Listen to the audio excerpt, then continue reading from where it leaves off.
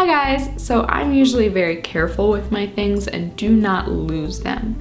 Like aside from hats and mittens here or there, I keep pretty good track of my stuff. But I'm curious about lost things. Once I went camping circa 8 years old in the Porcupine Mountains, like Upper Peninsula, way up there in Michigan. Lake Superior, right? Beautiful waterfalls, but the thing that I remember the most is my dad getting me this stuffed owl toy from the gift shop called Hootie. And from then on, every campfire, every hike, everywhere we went, Hootie came with me. I mean, once I dropped the thing from this pile of rocks that I was standing on, and I was like, Hootie, no! Like a gosh dang action movie where the one guy is holding the other guy like off of a ledge of the building and you're like, don't let go. I was that serious about my stuffed owl. And of course, as soon as I get back from this camping trip,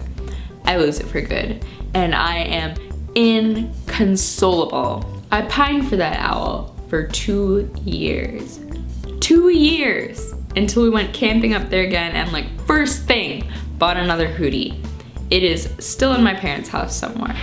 Why did that all mean so much to me? Like aside from all the reasons that kids get obsessed with their toys. I think it's because, I got it from this like otherworldly special place that I only got to go to twice in my life and never again. You lose the thing and you feel like maybe you could lose all of it, like ever having been there, because this little stuffed owl was this thing that I could only get there and no place else in the world. By contrast, in 8th grade, I saved up all my babysitting money and I bought an iPod mini. It was the pink one with the click wheel and it had solitaire on it. And when we went on vacation to Australia, I used it to avoid my family as humans who are 14 years old tend to do, until it slipped out of my pocket and fell into the sand on Bondi Beach, so I didn't even hear it go, but it was never to be seen again. Even though I spent a lot of money on it, even though it was super important to me, I was surprisingly cool about it. I was never gonna find it again, obviously, but it's just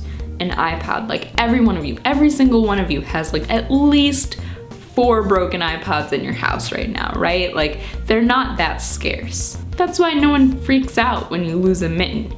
You buy another mitten, unless it's a mitten that your favorite professor in college knitted for you when you graduated, and you will never get that back.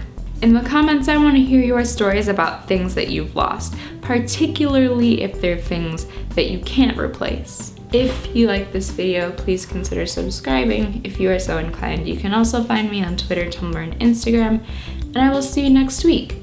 Goodbye.